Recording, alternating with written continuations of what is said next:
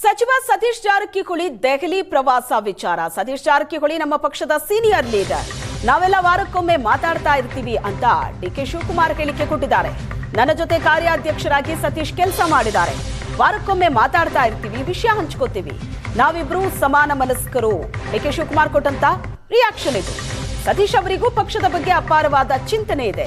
ಸರ್ಕಾರವನ್ನ ಮತ್ತೆ ಅಧಿಕಾರಕ್ಕೆ ತರೋದಕ್ಕೆ ಪ್ಲಾನ್ ಮಾಡ್ತಾ ಇದ್ದೀವಿ. ಈ ಸರ್ಕಾರ ಮತ್ತೆ ವಾಪಸ್ ಬರುತ್ತೆ ಅಂತ ಡಿಸಿಎಂ ರಿಯಾಕ್ಟ್ ಮಾಡಿದ್ದಾರೆ.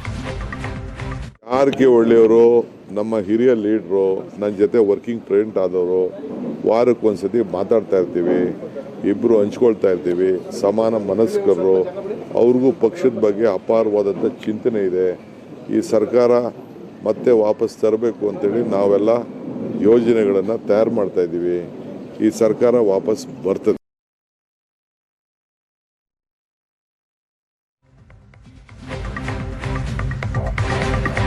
ಸಂಪುಟದಲ್ಲಿ ಅವಕಾಶ ನೀಡುವಂತೆ ಶಾಸಕರಿಂದ ಪತ್ರ ವಿಚಾರ. ಎಲ್ರಿಗೂ ಮಂತ್ರಿ ಆಗಬೇಕು ಅಂತ ಆಸೆ ಇರುತ್ತಲ್ವಾ?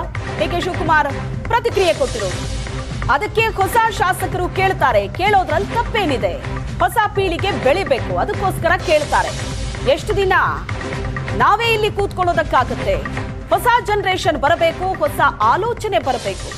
ಎಲ್ಲವನ್ನ ಪಾರ್ಟಿ ಲೀಡರ್ಶಿಪ್ ತೀರ್ಮಾನ ಮಾಡುತ್ತೆ. ನಾನು ಮಂತ್ರಿಮಂಡಲ ಮಾಡ್ತೀನಿ ಅಂತ ಹೇಳಲಿಲ್ಲ. ಇದು ಡಿಕೆ ಶಿವಕುಮಾರ್ ಅವರ ಪ್ರತಿಕ್ರಿಯೆ. ನೋಡಿದ್ದೀನಿ ಅಷ್ಟೇ, ನನಗಿನ್ನ ತಲುಪಿಲ್ಲ.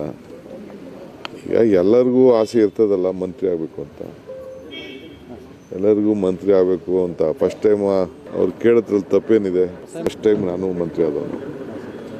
ಹೊಸ ಪೀಳಿಗೆ ಬೆಳಿಬೇಕಲ್ಲ. ಎಷ್ಟು ದಿನ ನಾವೇ ಇಲ್ಲಿ ಊಟ ಹೊಡ್ಕೊಂಡು ಕೂತ್ಕೊಳ್ಳೋಕ್ಕಾಯ್ತೈತೆ? ಹೊಸ ಜನ್ರೇಷನ್ ಬರಬೇಕಾ? ಹೊಸ ಆಲೋಚನೆ ಬರಬೇಕಲ್ಲ.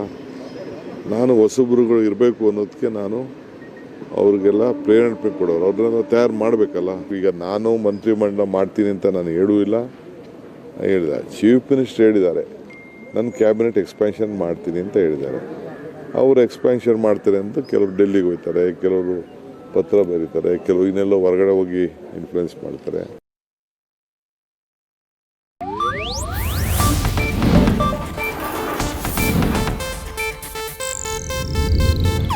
ಇದು ಏಷ್ಯಾನೆಟ್ ನ್ಯೂಸ್ ನೆಟ್ವರ್ಕ್ ಪ್ರಸ್ತುತಿ.